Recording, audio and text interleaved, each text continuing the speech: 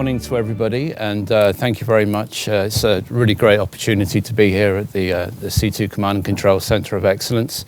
I'm Jonathan Robinson from the UN Department of Peace Operations in New York. I work for Jean-Pierre Lacroix, who is the Under-Secretary General for Peacekeeping Operations and therefore responsible for the management of UN peacekeeping operations globally. Perhaps just to begin, I'd just be interested to know how many of you have deployed at some stage in a UN peacekeeping operation in the past? Okay, so it's a few. And any others who've worked with UN peacekeeping operations, not necessarily in the field, but perhaps in a different capacity at UN headquarters? Okay, a couple of hands. Okay, great. Super. So what I would like to do in this presentation is initially to put UN peacekeeping in context, look at where the operations are deployed, and to touch on briefly also what the operations are mandated to perform, before taking a bit of a deep dive into how peacekeeping operations are structured from a C2 perspective, and in doing that, touch on some of the factors that make this system unique to the United Nations. And in doing so, I will be touching on some of the key leadership functions and the integration and control mechanisms which are overseen by the people in positions of leadership, and looking at some of the authorities and responsibilities that are associated with the functions that are performed by people in positions of leadership in UN peacekeeping operations, and how this comes together in the context of a C2 framework. I'm also going to take a pivot into the issue of partnership with national security forces, looking at the specific context of Mali. Not just Mali, in fact, but the wider Sahel region, and a look at how partnerships are important from a C2 perspective, but also some of the considerations that are very important to the UN in terms of how we work with national security forces. And then hopefully by that point, I won't have confused you or myself, most importantly, and we'll have a little bit of time also for some Q&A and some discussion. Okay, so turning to the current operations.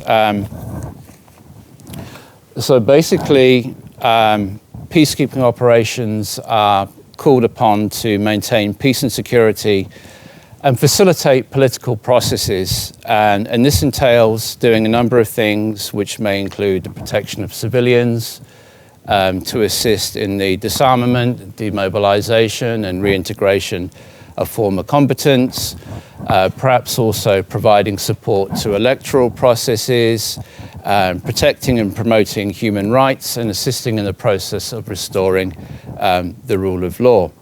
Obviously, the particular mandates of each peacekeeping operation will be determined very much by the context. You will see here that we have 14 operations that are deployed worldwide at present, with the majority of those being in sub-Saharan Africa. Within sub-Saharan Africa, our 5 biggest operations are in Central African Republic, Democratic Republic of Congo, Mali, in the Darfur region of Sudan, and also in South Sudan. And then we also have one operation in Kosovo, between India and Pakistan, and also in Haiti. So that brings us to a total of 14 in total, also with 4 there in the Middle East. So how do peacekeeping operations function? Well, the mandates are given by the UN Security Council. There's no standing army as such, so troops and police are contributed by our member states and managed by two departments, one of which is the Department of Peace Operations, and the second being the Department of Operational Support. So the Department of Peace Operations provides the overall strategic guidance. Department of Operational Support provides the requisite logistical support which is necessary to start up and sustain the operations once they're deployed.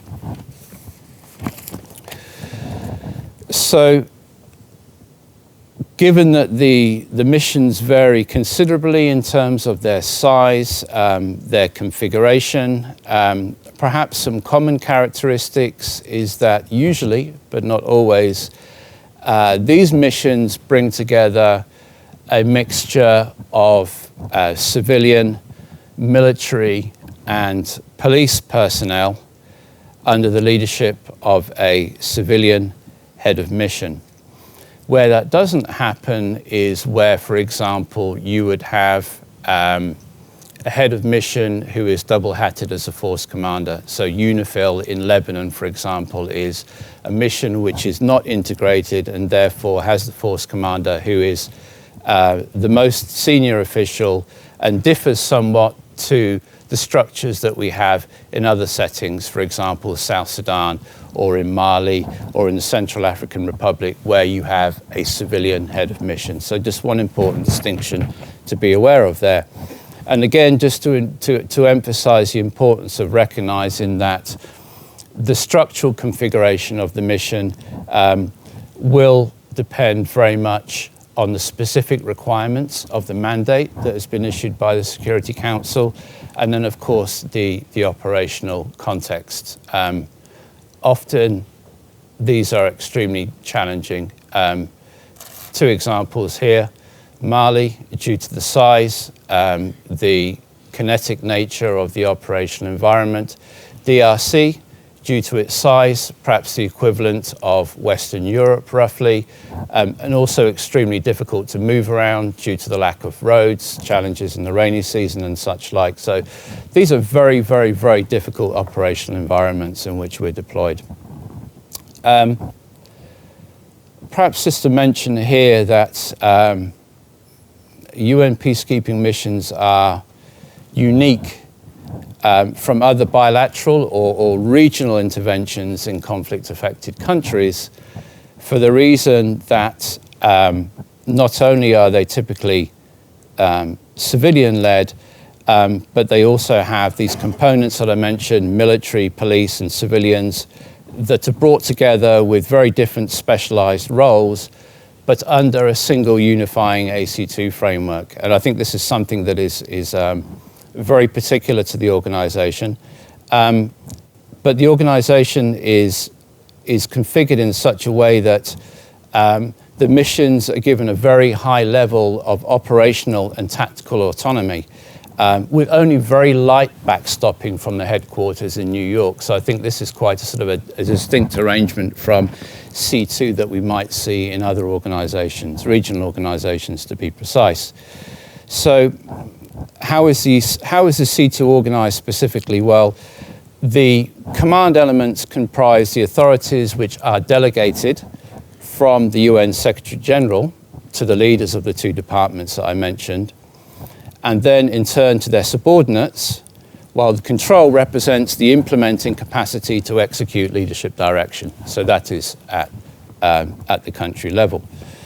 So essentially that is how the system is configured. So how does the policy framework bring this all together? So moving on to the second slide here.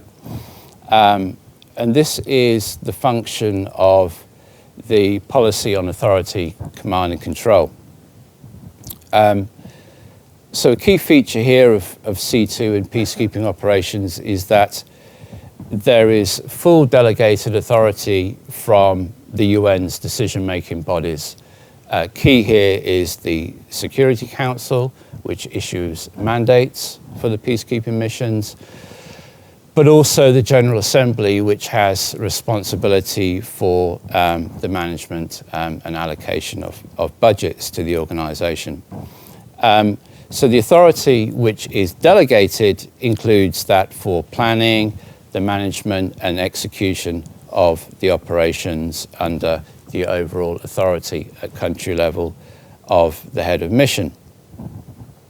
And this happens at three overlapping levels, so strategic, operational, and tactical, which most of you will be very familiar with. But this is not necessarily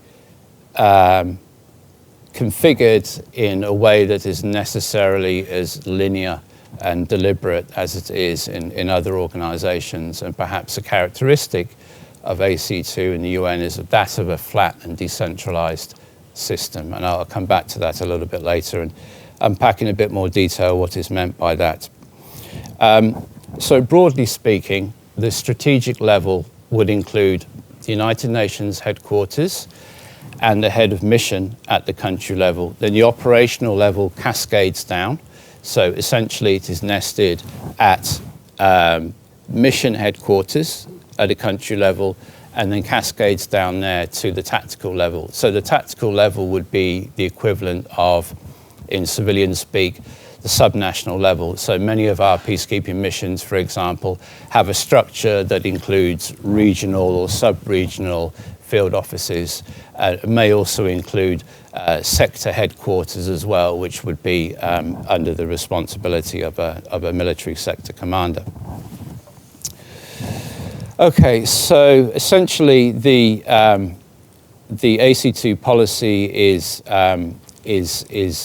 the purpose of that is to prescribe the authority of the head of mission and the mission senior leadership team, which is responsible for articulating and carrying forward the vision of the head of mission and stipulating the command and control arrangements which are put in place to make that happen. Just briefly, the terms and definitions, I'm just going to unpack a little bit UN operational authority and what that really means. So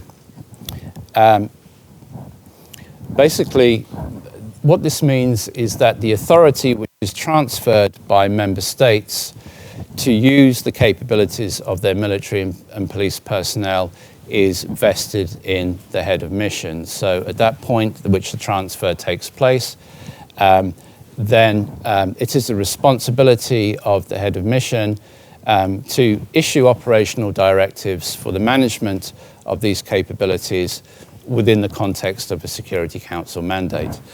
The other terms and definitions here are common. These are NATO definitions, so I don't think it's really necessary for me to unpack these. These are commonly applied, not necessarily fully understood by our civilian colleagues, and I think herein lies one of the challenges perhaps in putting this policy framework in place, is that while this may be very familiar to the military mindset, civilians tend to grapple and struggle a little bit in trying to understand what the implications are of these different domains.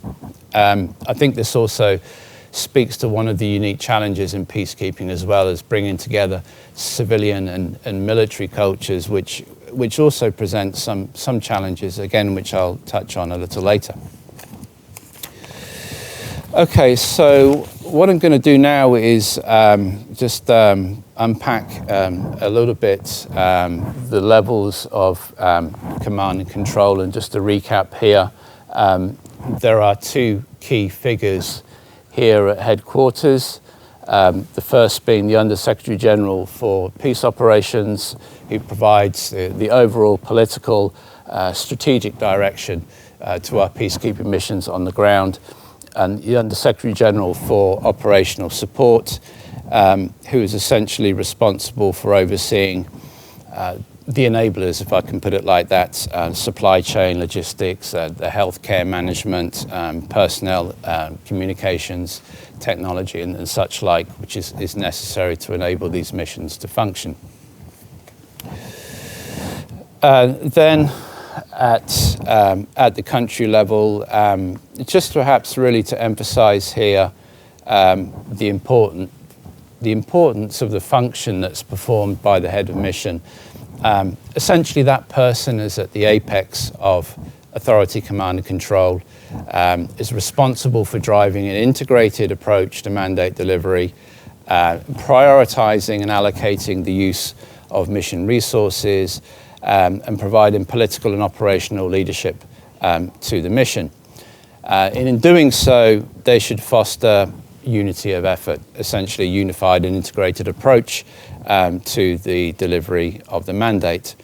One important point to emphasize here is that the head of mission is typically a civilian, and they must respect the uniformed command structures that are in place in a peacekeeping mission. And therefore, they shouldn't have direct operational control over the uniformed contingents, except where they're in situations where they are also the force commander. So that will be in missions, for example, that are strictly composed of uniformed personnel. MOGIP in India and Pakistan is one example, and I mentioned UNIFIL as well. So I just want to make a distinction between the missions which are integrated and are not integrated in their composition. So essentially, while the head of mission is the overall senior most official, they shouldn't directly involve themselves in the management of the military or police command frameworks. And we have, and as I'll touch on in a moment, specific individuals who are responsible for that task. So moving on to the mission leadership team. So with the head of mission providing overall political guidance and also having the responsibility for the management of the human, financial and physical resources of the mission leadership team is essentially responsible for working with the head of mission to set strategies, put policy priorities in place, and communicate an intent throughout the mission. And I'm going to just touch on some of the key functions which are fundamental to ensuring that this process happens effectively, starting with the mission chief of staff, and quite deliberately in the sense that we consider the mission chief of staff to be somebody who performs a key integrating function. So responsible for ensuring coherence across the mission, communicating the vision of the head of mission, and ensuring that there is a coordinated and efficient running of the operations, working through those specific structures, integration and control mechanisms, as I referred to, which are under the responsibility of the mission chief of staff. And I'm just going to pull these up now. So I've touched on the mission leadership team. We also have the security management team, which evidently has specific responsibility for the management of security affairs. The mission planning unit, which performs the task of working across all components of a mission. They have responsibility for putting in place a mission plan.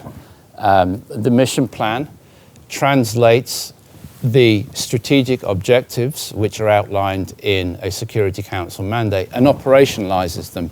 So the plan basically is the link between the strategic and operational level of planning in a peacekeeping operation. So it's from the strategic down to the tactical level, in the sense that it gives the opportunity for the head of mission to nest their objectives in a higher political intent.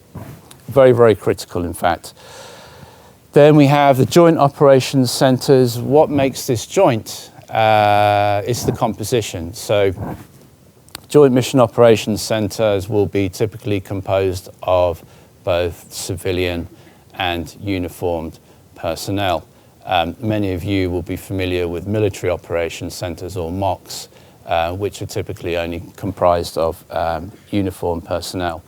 So that the JOC essentially performs a very critical role. It's the nerve center of mission operations, and is really at the forefront of ensuring that the day-to-day functioning of the mission is undertaken in a coordinated way. And perhaps also important to mention that the important role that the JOC plays in the coordination of casualty evacuations, for example. Joint Mission Analysis Center, again, as applies to the Joint Operations Center, is also integrated in its composition, performs a very critical role in generating and analyzing, creating situational awareness across the mission and sharing that analysis with senior leadership to inform their decision making. The Mission Support Center is responsible for the management of all the logistical resources of the mission. This, again, is also integrated in its composition with civilian and military personnel. Crisis management team is an ad hoc arrangement, and this is formed at a time where situations may require rapid decision making at the senior-most level. This is led by the head of mission with support of the mission chief of staff, and is responsible for putting in place a decision making mechanism to respond to a crisis situation. And then we also have coordination mechanisms down at the tactical level or sub-national level, as I described them earlier, which is where different parts of a mission will come together, typically at the field office level. So it's also necessary to ensure that there are mechanisms in place at that level to ensure that there is cohesion and that the vision of the head of mission is being cascaded down to that level. Okay, so moving on specifically to the head of the military component, or also known as the force commander, is a seconded general officer from a national army, usually, and that person is responsible for exercising the operational control over subordinate military units, but not just subordinate military units, but also individually deployed military experts. And by that, I mean, for example, military observers, staff officers, or military liaison officers. And we typically have these in all of our missions. So the operational control essentially allows the head of the military component to assign separate tasks and designate objectives to units and subunits within the military component. And I can also draw a parallel here, to an extent at least, with with the function that's performed by the head of the police component. Again, it is a seconded police commander from a national police service, in a similar fashion to the head of the military component, exercises operational control over the police component of the mission. And this will typically include what we describe as individually deployed police officers, but also formed police units, and also civilian staff who are serving in the police components. So the head of police component essentially is responsible for establishing that police chain of command, which may also involve the formation of police regions, which would be under the responsibility of subordinate police commanders. One question. Let's say Mali, so the head of police component is somebody who is in the police force of Mali? No. It will be seconded from a UN member state. It's a UN member state, so he will get control over the UN police force? Yes. And how about the police force of the country itself? No. I mean, it depends on what they're specifically mandated to do. But in answer to your first question, they will never be seconded from the host country. It'll always have to be from a different country. but it depends on the specific task that they're mandated to perform. I mean, typically there will always be a partnership of some form with the National Police Service. Something actually I'll touch on a little bit later. Okay, so moving on to the Director of Mission Support.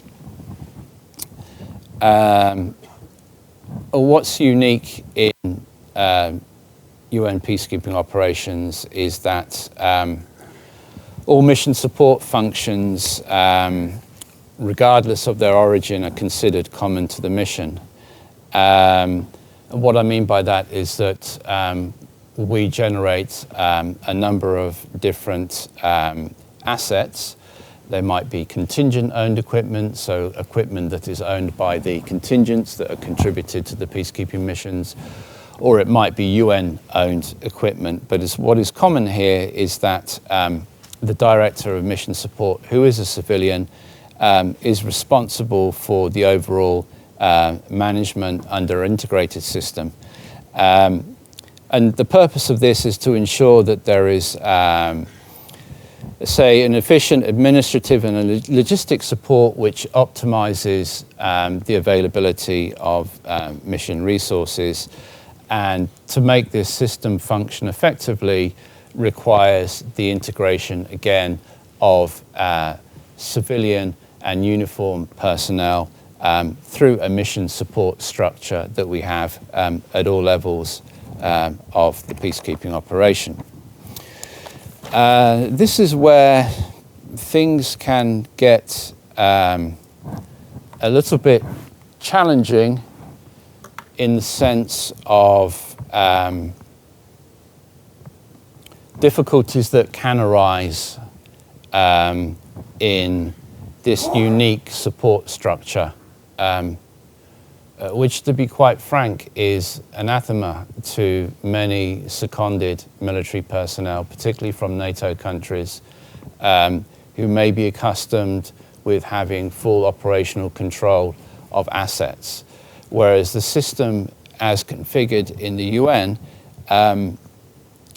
it means that the enabling assets have multiple and overlapping functions, and therefore, given that they are managed by a civilian, the force commander of the mission doesn't have the ability to utilize these assets at any given time. So there is a very particular arrangement whereby the civilian Director of Mission Support is responsible for the management of, for example, military utility aviation, other mission enabling assets, for example, for medical and engineering and such like, which can at times result in tension where there isn't necessarily a clear understanding between our uniformed and civilian personnel in terms of how this should actually function and who is entitled to what.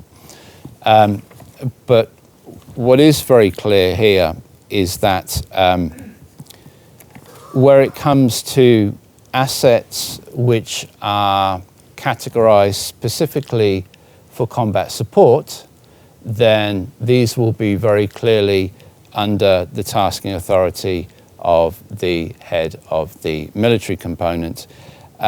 What do I mean by combat support in the context of UN peacekeeping missions? So this refers specifically to units that provide fire support and operational assistance to combat elements, and the provision of functions to support combat units in the area of operations, engineering, it might be transport, intelligence, security, and such like.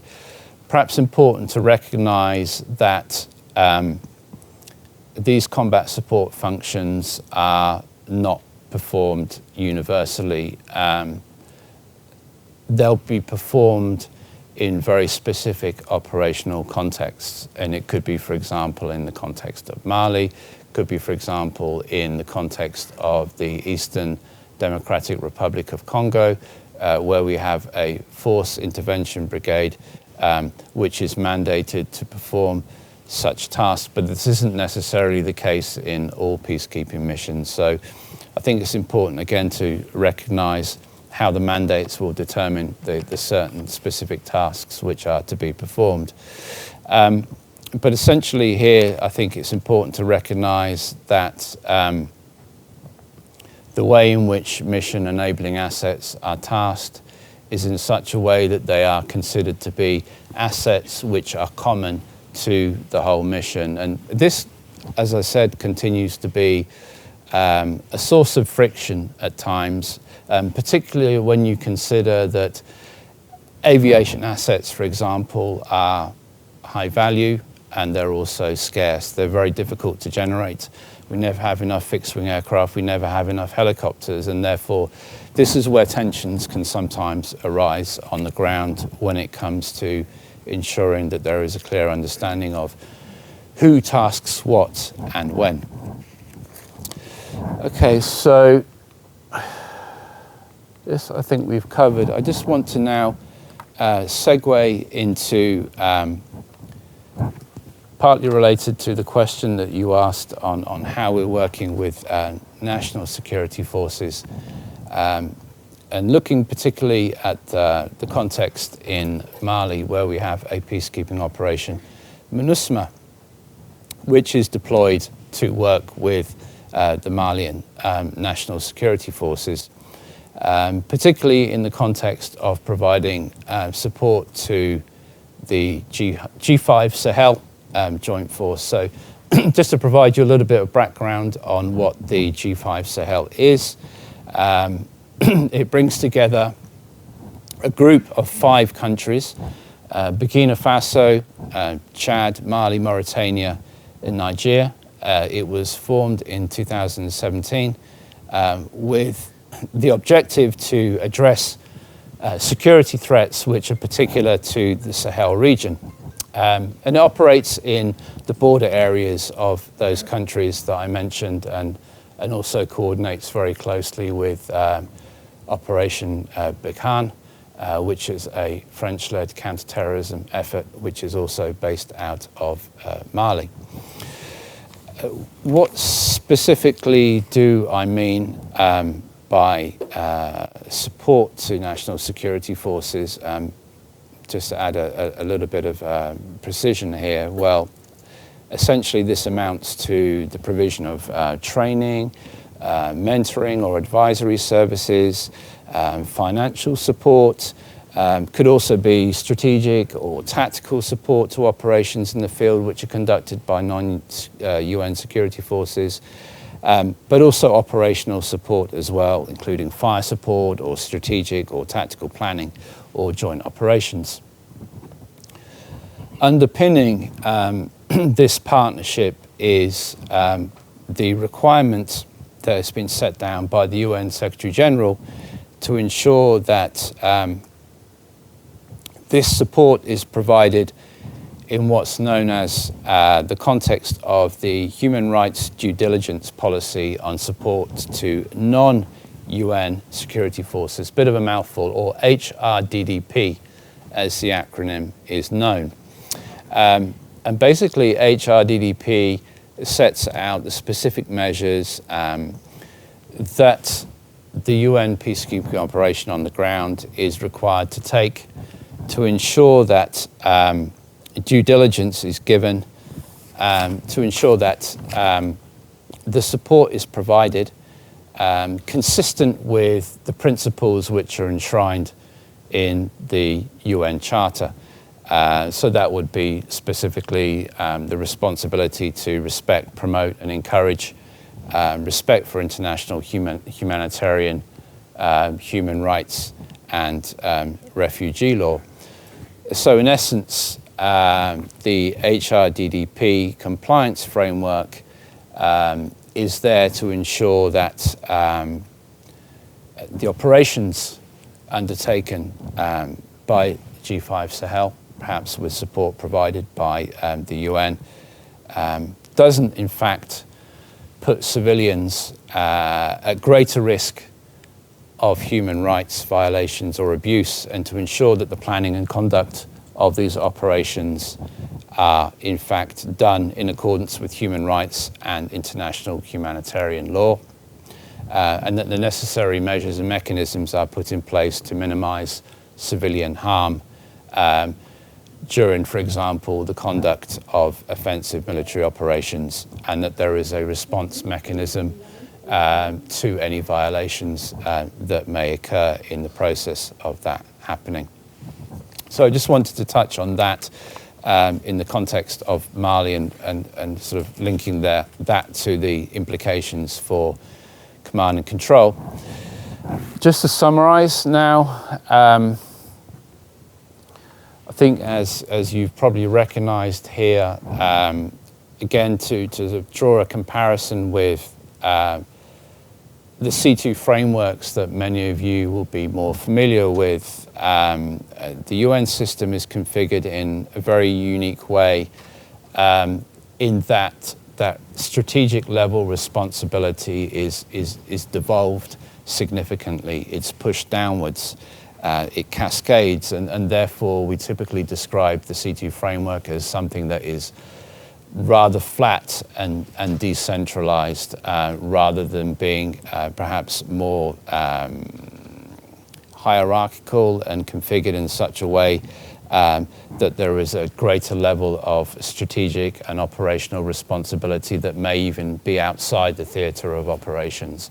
So I think this is where we have a sort of a very distinct arrangement that is in place here.